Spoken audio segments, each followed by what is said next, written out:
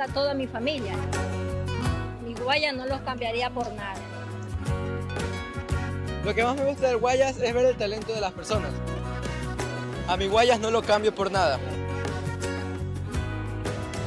Ese orgullo guayasense está presente en cada uno de sus rostros. ¡Ya niñado! ¡Subir al bus con elevador! Este es nuestro trabajo, hacer que tu día a día sea más fácil. Por eso en ATM somos más que tránsito.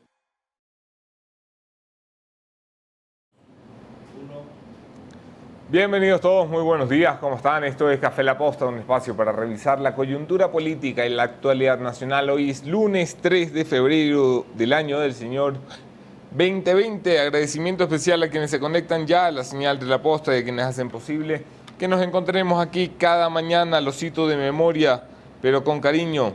Gracias a la ATM de Guayaquil, a Seguro Sucre y sus servicios Rueda Seguro, Vive Seguro, Futuro Seguro y Mi Seguro. Para más info, búscalos en sus redes sociales. Un abrazo especial para Azúcar Valdés, porque detrás de cada uno de estos sobrecitos de azúcar se encuentran 180.000 plazas de trabajo, es decir, 180.000 familias beneficiadas. Abrazo para el gobierno del Guayas y su iniciativa Guayas Contigo, y por supuesto para Melate, que nos abre las puertas de la cafetería cada mañana para transmitir este programa. Hacemos una revisión de los hechos, esto es, En Caliente.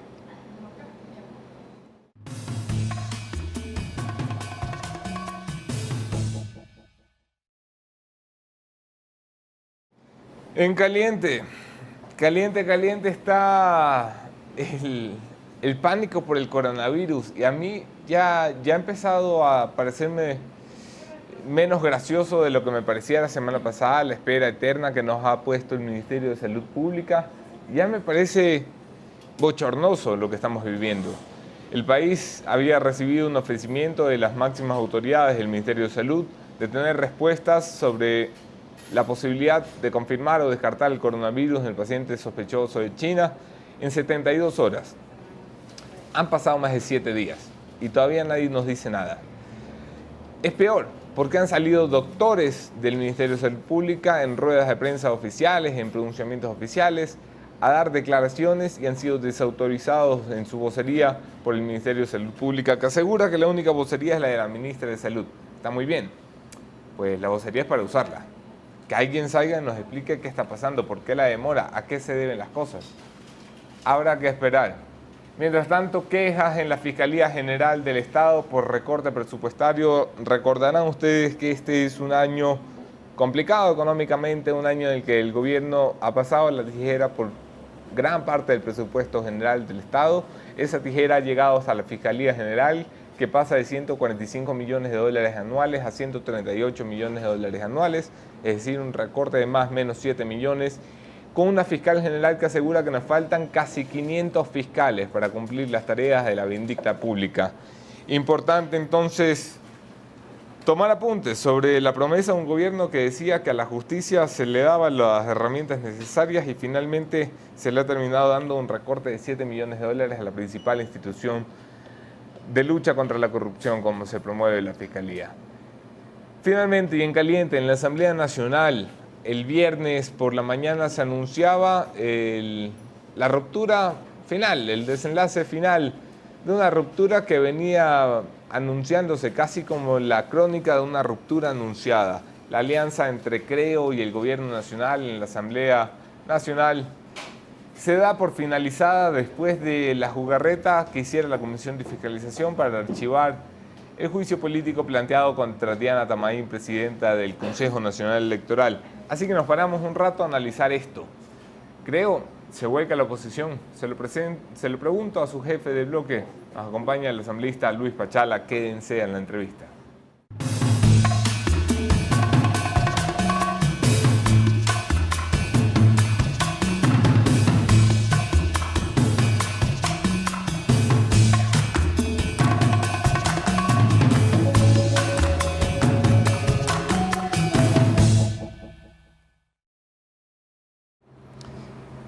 Yo soy Anderson Boján en todas las redes, podemos seguir allí la conversación. Un abrazo especial a quienes comparten nuestros contenidos, los quiero más que si no los comparten.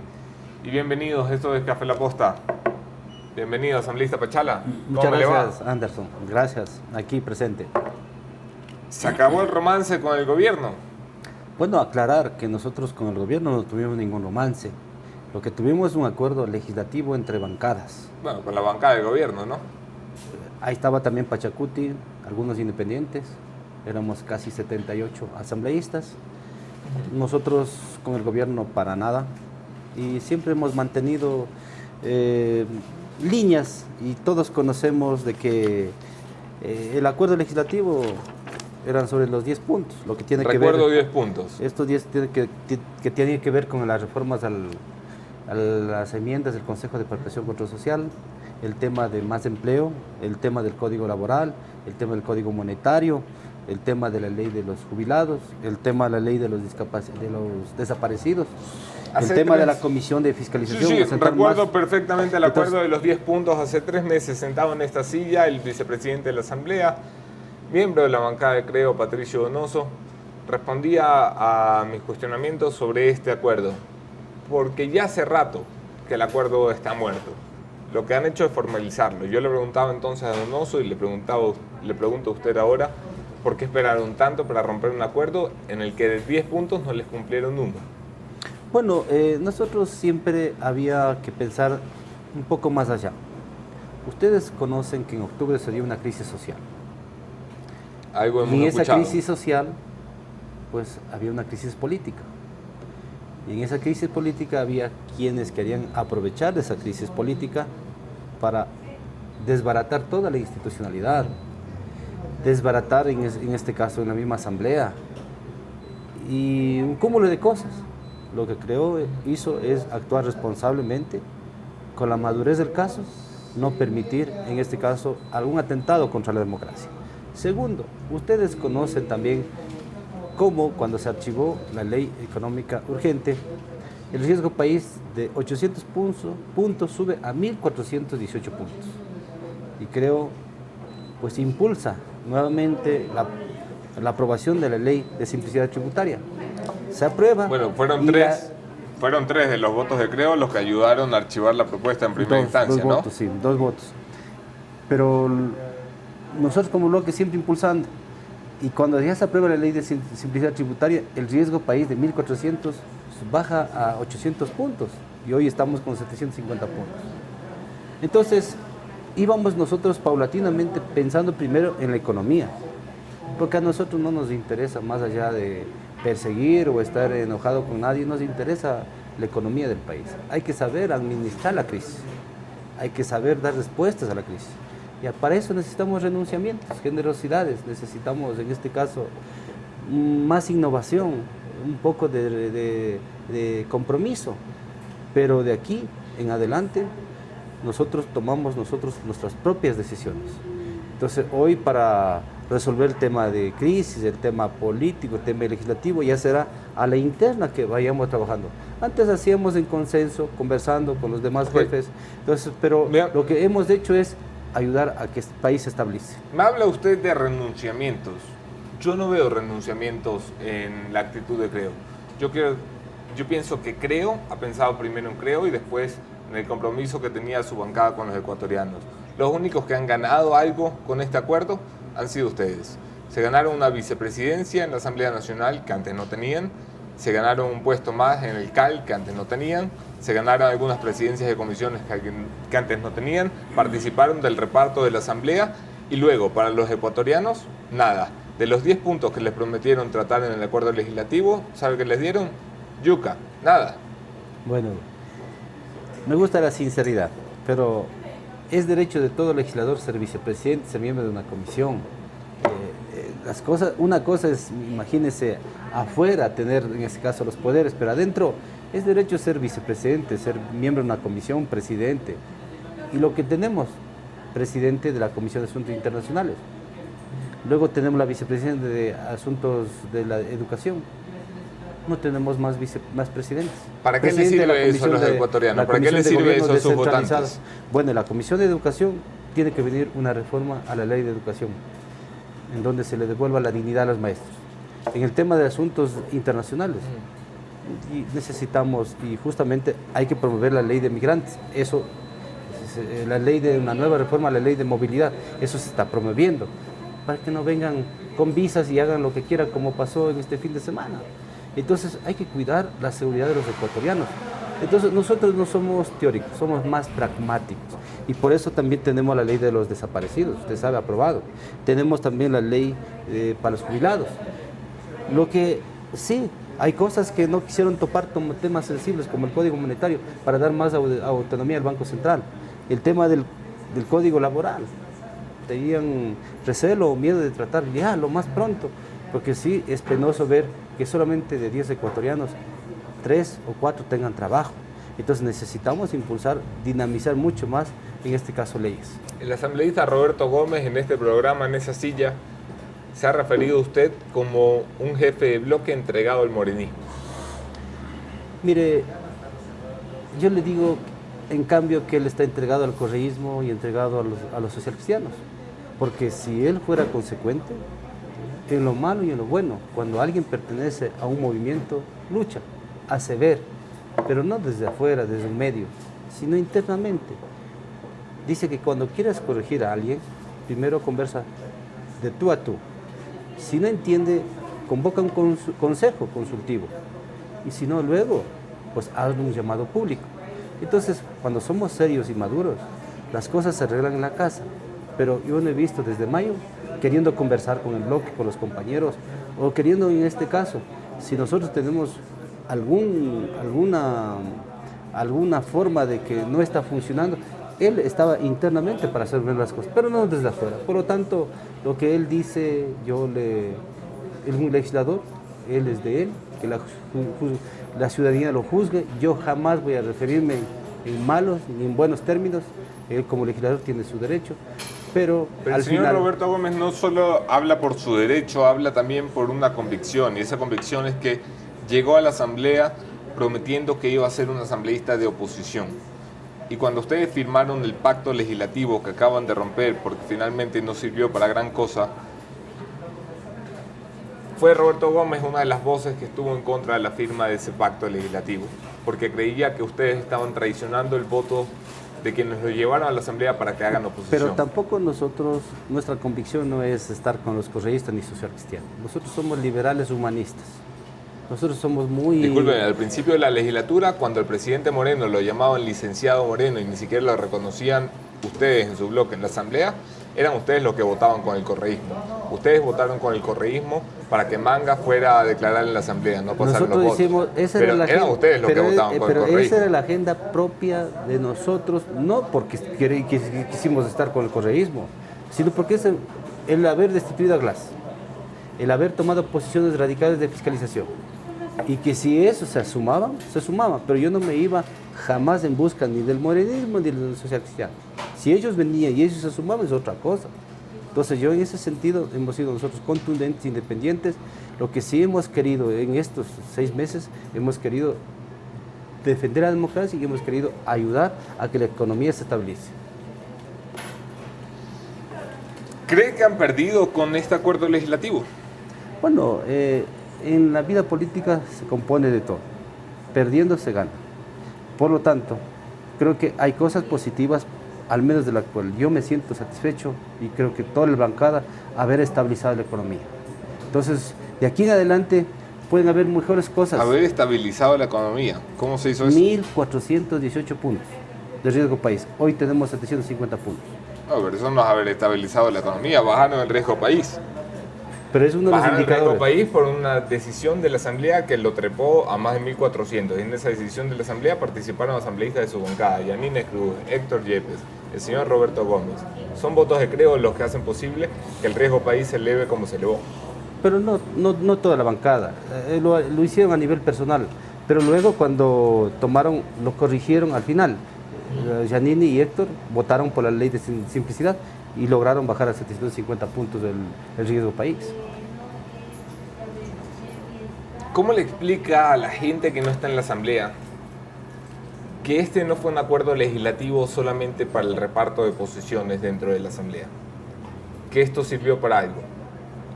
A ver, primero, hay una diferencia marcada. Primero nosotros hemos dicho de la verdad le hemos dicho sinceramente, de frente, no hemos solapado un acuerdo legislativo. Nada ha sido por debajo, ha sido de frente. Esa es la primera cosa. Segundo, cuando se hace de frente, hemos dicho, por supuesto, si estamos en un acuerdo legislativo, pues por supuesto nos corresponde, en este caso, ciertas dignidades en la Asamblea Nacional. Dichas dignidades, por supuesto, uno de los objetivos, que el correísmo no se tome la Asamblea.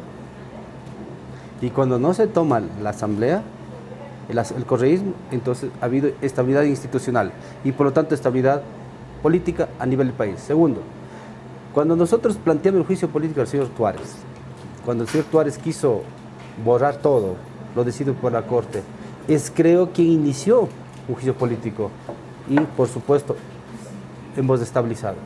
Por supuesto que todos los acuerdos en este caso dentro de la bancada tienen que mirar a que haya bienestar, cierto grado de bienestar dentro del acuerdo, sobre todo el tema económico. Entonces nosotros quisimos impulsar todas las 3 leyes conjuntas, ley tributaria, ley monetaria y código laboral. 2 códigos se quedaron caminando, no sabemos si vendrá o no vendrá. La ley tributaria al menos dio indicio o muestra de bajar el riesgo país. No somos nosotros milagreros ni santos para resolver todo, pero creo que dentro de la Asamblea Nacional hemos mostrado de que las cosas se hacen de frente y sin esconder de nada. ¿Usted sabe cuál era el discurso de Creo en campaña? Sí, por supuesto. ¿Recuerda cuál es la principal promesa de los asambleístas? No nos prestaremos para subir impuestos. Por supuesto. Se prestaron a la final. Le cuento que no. ¿Qué me va a decir? ¿Que la ley tributaria no subía los impuestos a los ecuatorianos? El que más tiene, más paga. ¿Y eso no es subir impuestos? Mire, son 500 millones de dólares que se recoge cada año. ¿Quiénes pagan? Quienes ganan más de $1 millón, paga $2.000 por 2 años. Quienes ganan más de 5 millones, pagan $3.000 en 2 años. Y quienes ganan más de 10 millones, pagan casi 4.500 en 2 años. Por lo tanto, ¿eso ha repercutido en la economía? No ha repercutido. Por otro lado, viene la telefonía, los servicios digitales. Quienes tienen más de $100 en paquete contratado, pagan. Los pobres tienen, no lo tienen. El 80% de ecuatorianos tienen prepago y pospago el 20%. ¿Ha repercutido en la economía? Para nada. Los servicios, eso en telefonía fija y telefonía móvil. Servicios digitales. ¿Quién ve películas? ¿Cuál de los ecuatorianos de la clase media y pobre ve lo que tiene que ver en Netflix, todo lo que tiene que ver con programas internacionales? Entonces se recauda de los que más tienen. Pero aquí no hay un impuesto. Si venía un impuesto, digamos, de subir el IVA o cualquier otra cuestión, nosotros éramos rotundos y siempre seremos de no más impuestos, mi querido Anderson. Es difícil entender a su bancada. Su bancada se considera una bancada de oposición, según entiendo. Nosotros hemos sido, seremos y siempre seremos. En estos 6 meses lo que hemos hecho es, viendo una crisis económica, una crisis institucional, ser generosos, abrirnos. Porque ¿qué era peor? Que en octubre vengan los aprovechadores, le tumben al gobierno y venga un gobierno de transición, se tomen los poderes con la anarquía del caso y luego desestabilice la economía, que era lo más importante, lo más responsable. Ahí en ese momento, ser generoso o dale palo, porque también los otros están dando palo. Por supuesto que nosotros, si hubiésemos solo pensado en el 2021, en Lazo presidente, hubiésemos dicho, claro, esto no conviene porque vamos a meternos con un gobierno moreno del 14, del 15% que tiene credibilidad. No, si se hundía Moreno, se hundía también el país. En ese sentido, sí, de lo cual seremos muy claros y ahí hemos actuado como bloque. Pero ya pasó el paro, ya pasó el peligro institucional al que usted me hace referencia. Usted me dice que representa una bancada de oposición. Yo de lejos, porque lo que veo es de lejos, de la Asamblea, al único que veo haciendo oposición en la bancada de Creo es al señor Roberto Gómez. Es Roberto Gómez quien está planteando un juicio contra la ministra de Gobierno, un juicio que no cuenta con el respaldo de su propia bancada. ¿Cómo se entiende que una bancada de oposición siga permitiendo que una ministra de Gobierno, que a criterio de sus asambleístas ha fracasado en el cargo, siga estando allí? Bueno, el señor Roberto Gómez no ha coordinado con el bloque. Si hubiese coordinado con el bloque y hubiese pedido el apoyo, formalmente es otra cosa. Más bien ha pedido ¿Pero apoyo... qué necesitan? ¿Cartas formales? No, porque él lo que ha pedido apoyo es a los correístas y los socialcristianos. Pues, sin embargo, es libre y ha conseguido. Ahora, los juicios políticos es el derecho de cada legislador. Y eso tiene un trámite. En el CAL, luego pasa a la Comisión de Fiscalización y en la Comisión de Fiscalización se procesa. En el primer juicio político planteado por el señor Roberto Gómez, cuando usted ve de los 17 personas que tenían que descargar, que tienen que hacer las pruebas de cargo, vienen 10. Y de los 7, vienen 4 a favor y no en contra. ¿Qué puedo decir? Que ese juicio no tiene fundamento, no tiene sustento. Y por otro lado, cuando los interpelantes no están día a día, incluso cuando viene la interpelada ese día, no están como estaban en este último juicio con la señora Diana Tamaín, Yanine y Fernando, día a día, momento a momento, con todas las pruebas de descargo y descargo las señoras Yanine y Fernando. ¿Qué quiere decir? Que no le interesa el juicio. Y cuando nosotros analizamos todo el proceso, nunca los políticos debemos actuar por venganza o por conveniencia o porque es mi amigo. Debemos actuar lo que mande la ley, lo que es justo, aunque sea mi enemigo. Por eso creo jamás estará para perseguir, jamás tiene que ocupar los tiempos en arreglar los temas de la economía del país. ¿Usted cree que la ministra María Paula Romo ha hecho un buen trabajo? Mire, aún está en proceso un segundo juicio político. Eso no sabemos cómo va a encaminarse, todavía no pasa por el CAL. La señora ministra hace lo que debe hacer dentro de su función. Nosotros, en un momento dado, siempre estamos evaluando a cada ministro. Por ejemplo, ¿Pero usted cree que la ministra ha hecho un buen trabajo? Ha hecho un trabajo relativamente estabilizador de su gobierno, como vocera de su gobierno. Sin embargo, tiene que, por supuesto, ella ser más seria con algunos temas que tiene que arreglarse a nivel del país. Por ejemplo, este mismo caso de la señora Diana Tamaín, la señora ministra en este caso no se ocupó. Ni sí, ni no, está bien, hay que avanzar, yo qué sé. Ese descuido a las instituciones. Por ejemplo, ahora, la señora ministra de Salud, con el tema de coronavirus, nosotros ya hemos tomado acciones. Tiene que venir a la Asamblea Nacional a explicar, porque usted dice acertadamente, 7 días, ya es 7 días, ella dijo en 72 horas. Esto puede propagarse, esto es serio, pero ¿quién debe coordinar estas acciones? Es la ministra de la Política. En este caso, ¿quién debe en este caso responsabilizarse de una u otra manera para que esté en este cargo? Es el gobierno nacional. Nosotros como asambleístas tendremos que seguir evaluando a todo ministro y lo vamos a seguir evaluando. Yo le repito por tercera vez porque me interesa mucho una respuesta concreta. ¿Usted cree que la ministra María Paula Romo ha hecho un buen trabajo? Bueno, ha hecho su trabajo. Ha hecho su trabajo desde estabilizar el tema social, estabilizar su tema político, pero ya será para sacarlo o no sacarlo, es el presidente quien debe en este caso tenerlo o no tenerlo. Bueno, o la Asamblea había juicio político, ¿no? Ahora hay un juicio político, depende de los temas.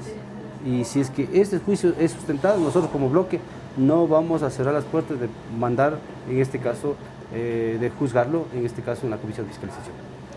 Se escuchaba desde antes, porque usted sabe que la política es puro rumor,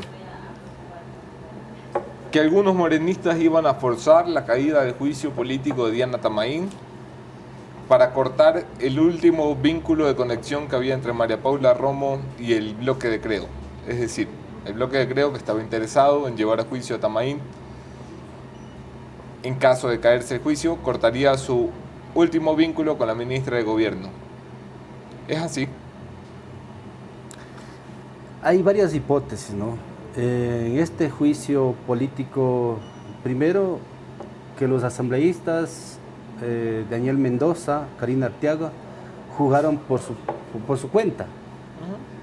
Es una hipótesis. La otra cuenta o la otra hipótesis es que el mismo gobierno en conjunto y estratégicamente jugaron también sus cartas, conversando con los dos asambleístas.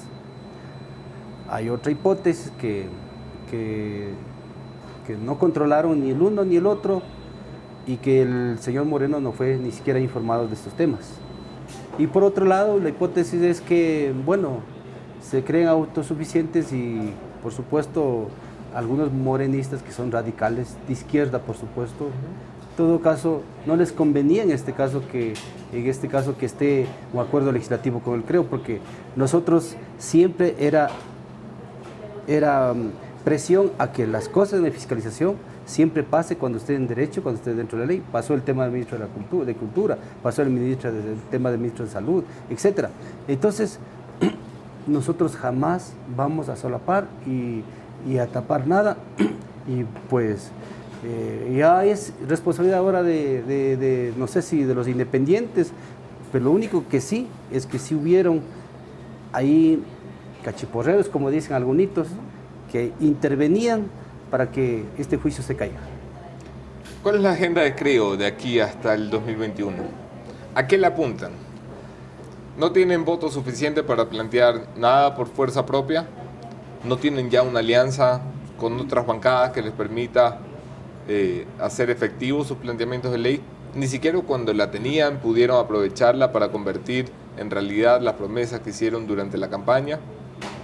¿A qué van a jugar estos 14 meses que quedan? Bueno, creo que no es así. Hemos logrado reformar la ley de comunicación para dar mayor libertad. Por otro lado, hemos derogado el impuesto verde.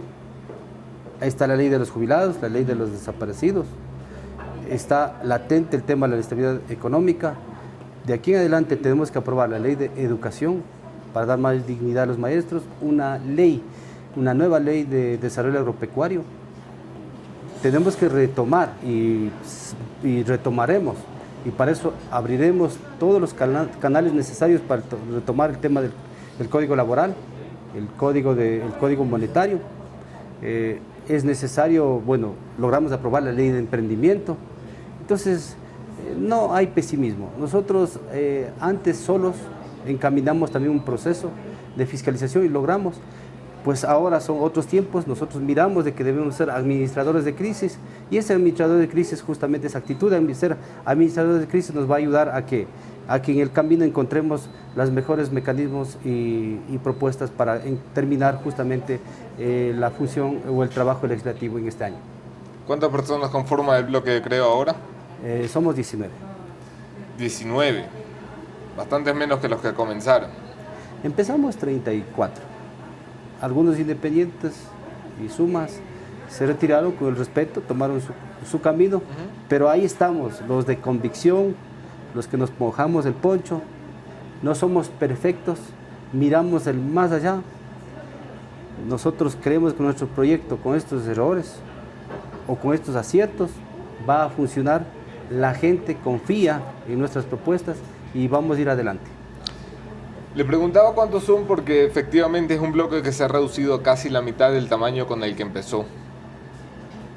Esto se ha dado por desafiliaciones, gente que ha sido crítica con la cuerda, como Fabricio Villamar, que se fue en su momento, era Lourdes Cuesta, personas valiosas como May Montaño, han perdido asambleístas valiosos, curules valiosas.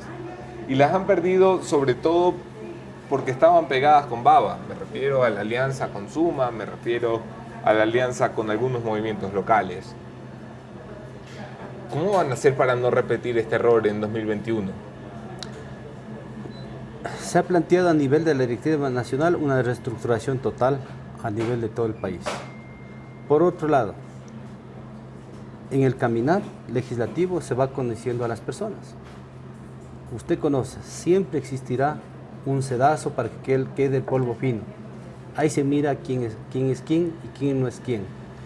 Usted conoce que CREO es un movimiento joven. Aquí no hay imposiciones, aquí no hay derriba, presiones. Hace que el movimiento sea democrático. Si alguien quiere actuar de esta manera, lo ha hecho libremente, como lo han hecho los otros asambleístas y han tomado su posición, a quienes se les respeta. Y si en la asamblea logramos nuevamente conversar para algunos temas propositivos, lo hacemos. Y por eso yo, por ejemplo, saludo. Cuando yo converso con Fabricio Villamar, logramos algunos temas positivamente. Y si yo puedo conversar con Lourdes y me pide, por ejemplo, que en la comisión de tránsito donde estoy, dice alguna propuesta, lo encaminamos. Somos compañeros más allá de todo, pero los que somos de Creo, somos 19, y esos 19 estamos listos a luchar, cueste lo que cueste. ¿Cómo está la relación de Guillermo Lasso con el bloque? Positiva, él siempre está pendiente de los temas, jamás nos impone, siempre pide nuestros criterios, y luego de pedir un criterio, pues él sugiere alguna posición. Entonces, pues es una relación muy positiva, familiar, de un líder, de un estadista, de un hombre que entiende los casos humanos, los casos particulares, y por eso es que los 19 estamos firmes con él. Cada día los analistas y en las encuestas le dan menos posibilidades a Guillermo Lasso de repetir la hazaña que hiciera en 2017, de pasar a segunda vuelta y casi quedar en la presidencia. Bueno, eso dicen. Recuerde que en el 2017 le dijeron a Guillermo Lasso que no tenía ni siquiera, no estaba en las encuestas. Y nosotros hoy tenemos alta ventaja. Nosotros cuando visitamos los territorios, al menos cuando yo visito los territorios, digo, compañeros, a mí no me van a dejar mentir, ni voy a esconder, yo estoy con Guillermo. Ustedes, ¿qué dicen? Compañero, lo que usted diga. Yo creo que Guillermo es ahora la esperanza, porque es un administrador de crisis, un estadista, un humano. Por lo tanto, de aquí en adelante, ¿quién tiene claridad en lo económico, en lo social? ¿Quién tiene claridad? Guillermo, porque no pertenece al pasado. Él es alguien diferente, alguien nuevo. A ver, yo creo que, no sé cómo le va a usted en los recorridos, pero yo creo que la gente no se va a comer fácil esto de no teníamos un acuerdo con el gobierno, que es con lo que usted ha empezado la entrevista. Yo creo que la gente mide muy bien que una ruptura como esta, que se da a puertas de un año electoral, tiene motivaciones profundamente electorales.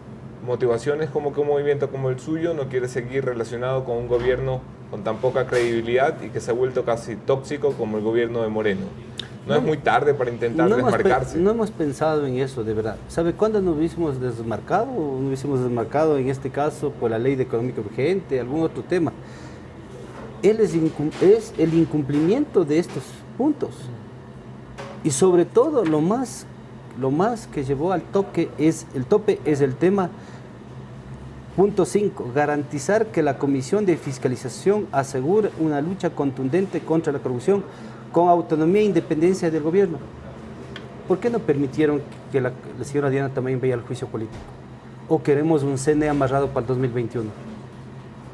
Entonces, nosotros ni nos imaginamos en desmarcarnos del acuerdo legislativo. Queríamos seguir siendo un aporte. De mayo a diciembre, ¿qué maldad como bloque hemos hecho al pueblo ecuatoriano? ¿Qué maldad? Cuando aparece una maldad, por supuesto, de que no querer fiscalizar a la señora Diana también, tomamos la decisión, firmes, sin miedo, sin recelo.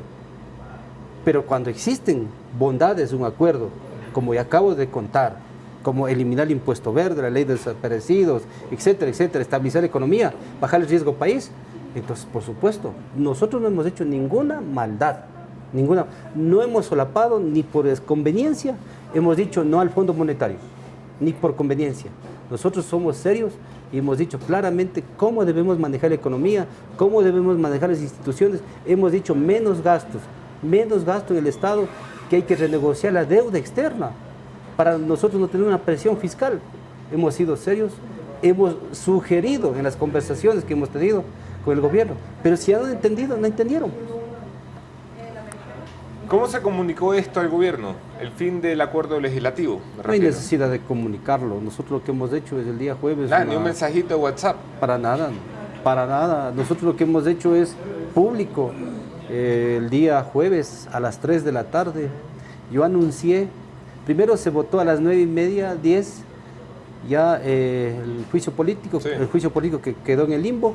Yo en ese mismo instante dije que el acuerdo entra a una evaluación y a las 3 de la tarde hicimos el anuncio del fin del acuerdo legislativo.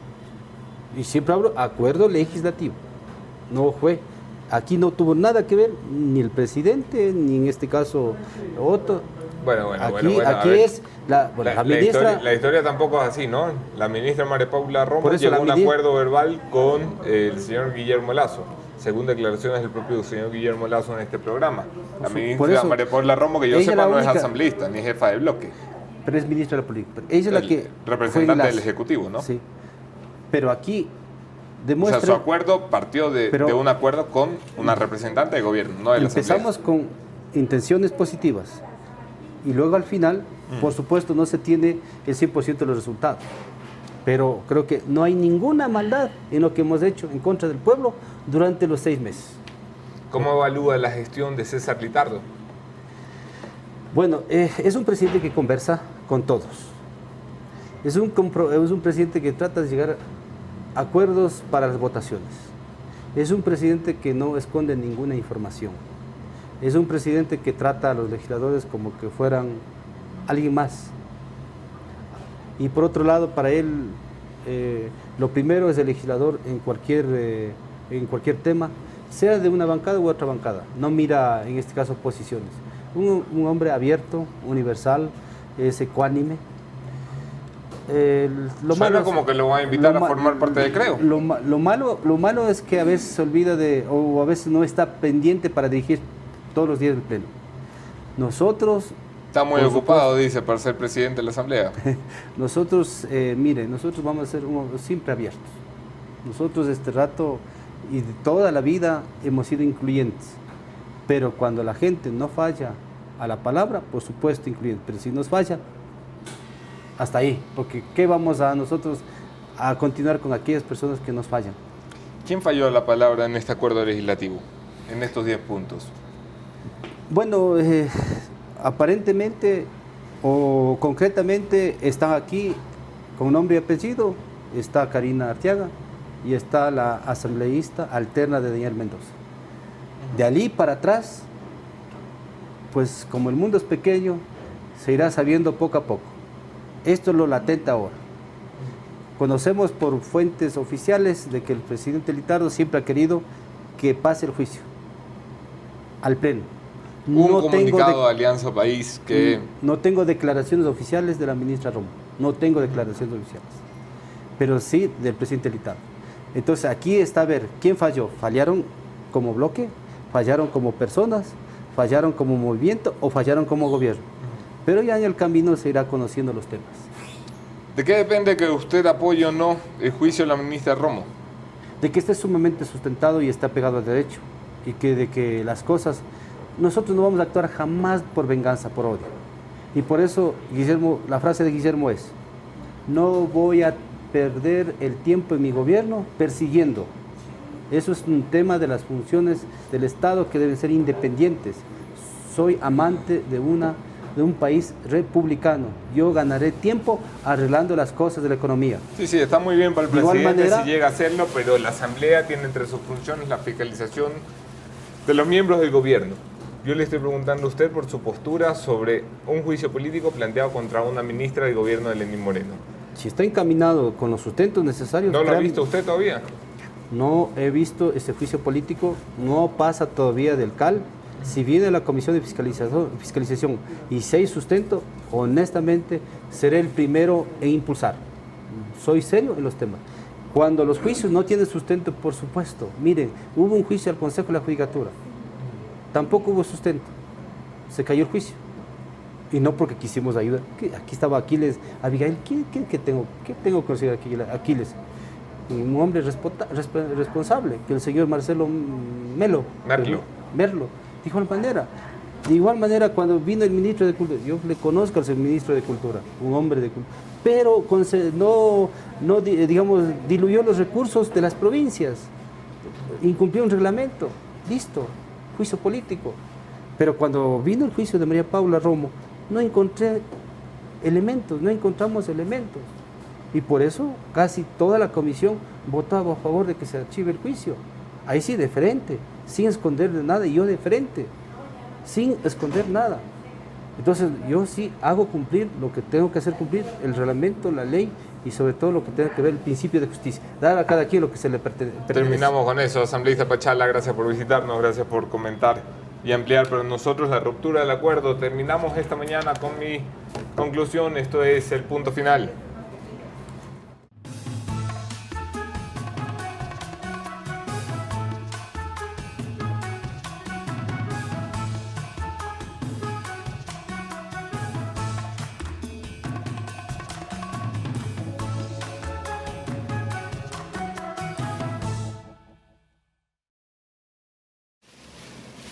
Para hacer política, carajo, aquí está en el producto de Guaranda.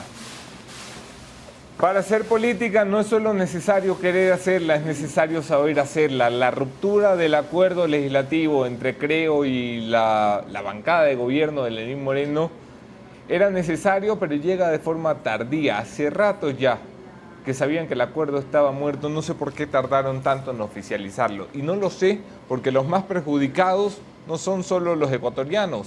Los que confiaron con su voto en la bancada de Creo son los integrantes de una bancada que llegó al Parlamento prometiendo hacer oposición, que en el camino dijo que iba a un acuerdo por el bien del país, que de ese acuerdo lo único que se cumplió fue el reparto de las funciones del Parlamento y que finalmente los 10 puntos que habían prometido en favor de los ecuatorianos quedaron en palabras vacías. La ruptura tardía del acuerdo decidida por el bloque de Creo es una muestra de que los tiempos electorales están afectando la política como lo han hecho toda la vida y que Creo tan distinto no resulta a las demás bancadas. Cuando a puertas de una elección toma una decisión que podía haber tomado mucho antes. No se necesitaba casi un año para saber que el acuerdo estaba muerto. No se necesitaba entrar en tiempos de elecciones para saber que el acuerdo estaba muerto. No se necesitaba que pase todo lo que pasó, incluyendo la bochornosa audiencia de archivo del Consejo del Juicio Político de Diana Tamaín, para admitir que este acuerdo había fracasado. Aquí nos vemos mañana, otro tema, otro entrevistado, mismo entrevistador. Yo me quedo con el asambleísta Pachala disfrutando un pájaro azul a las 10 de la mañana, si mi esposa me da permiso. El pájaro azul de Guaranda, estamos en carnavales, ¿no, Anderson? Y solamente quería invitarle a los chiviritos. Es el producto o el plato favorito de los Entonces, carnavales. Tortilla de maíz con quesito dentro. Sí, y envuelto con hojitas de maíz, ¿sí? Los chocolates de Guaranda hechos en el páramo. Vean, en los páramos existen cosas positivas, ¿no? Y también el queso de Salinas, etc. Entonces, para que los disfruten los carnavales. Ahí nos quedamos, asambleísta. Gracias por venir. Gracias. Y que invitar a los carnavales. Claro que sí.